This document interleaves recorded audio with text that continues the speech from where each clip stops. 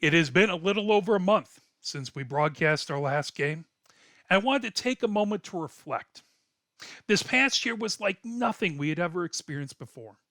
All of us, players, coaches, athletic directors, parents, fans, and yes, even broadcasters, had to find our way through uncharted and unclear paths.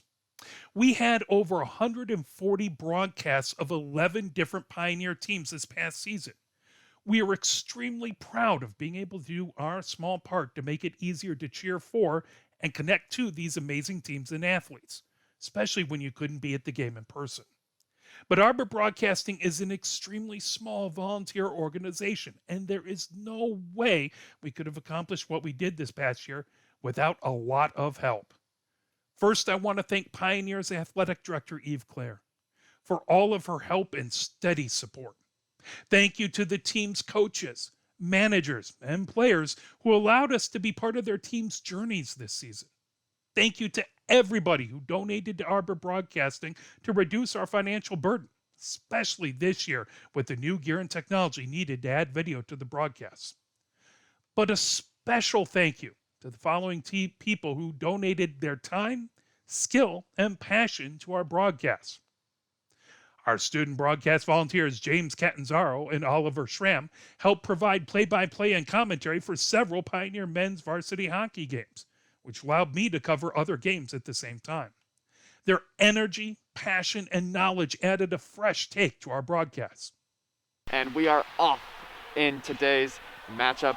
Pioneers looking to get out to a quick start. We got Whitelock and Kresge up top, a different look for the Pioneers here. And of course, in their matchup against Jackson a couple games ago, they started off a little slow and fell behind at the beginning of every single period. Trying to reverse that is Caribbean as he moves it down the left wing. Quick slap shot, and it's in. Early goal for the Pioneers. 28 seconds in, and Adam Caribbean nets a goal for the Pioneers. Number 17, what a shot. Just a quick wrister right from below the blue line and into the goal it went, just past number 70. Thank you to Larry Lage and Bob Treat for their play-by-play and commentary on Pioneer men's freshman basketball broadcasts. Bob and Larry not only brought their skills and professionalism, but having seen many of the players throughout their basketball careers, they added an amazing depth of knowledge to the broadcast. The early start time for freshman games played havoc with my day job, so without Larry and Bob, we could not have given these wonderful athletes the coverage they deserve. And here comes Zane. Pushes the action. Nice. Sumper with a beautiful steal with the push. He's got some traffic. Lefty layup, no good. Strauss took cold treat off the window is good. Beautiful hustle there. Back up your teammate. Have each other's back. Once again, sharing the basketball, right? I mean, Carson could have very easily taken that layup himself. He decided to dish it off. Sure thing. Treat finishes the play. Another 2 points on the board. Thank you to Jeffrey Cass, who proved he's as versatile as a key utility infielder. He provided play-by-play for both men's and women's varsity hockey, including during the women's amazing playoff run. And as Pioneer Baseball took us with them on their deep playoff push, he hopped on the broadcast with me, adding essential knowledge of both the game and the players. Battling for the face-off here. Puck taken by Ava Drebeck behind the net. Couple Pioneers players pinning it down into the boards there as the clock runs down. 24 seconds. And now the puck free on the boards here. Puck's held in at the blue line. Shot blocked by Pioneer. And out of the defensive zone. 10 seconds left. Clock ticking down.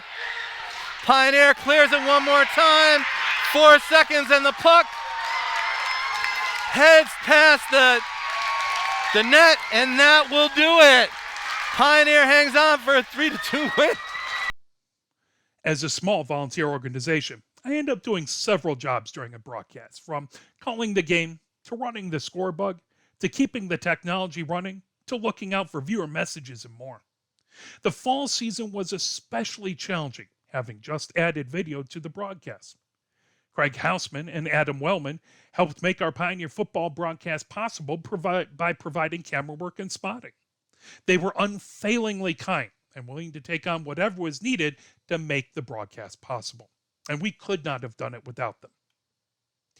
If you're related to me, you are going to be pulled into Arbor Broadcasting whether you like it or not. My brother-in-law, Mike Butler, helped out with programming and stats as well as running the camera.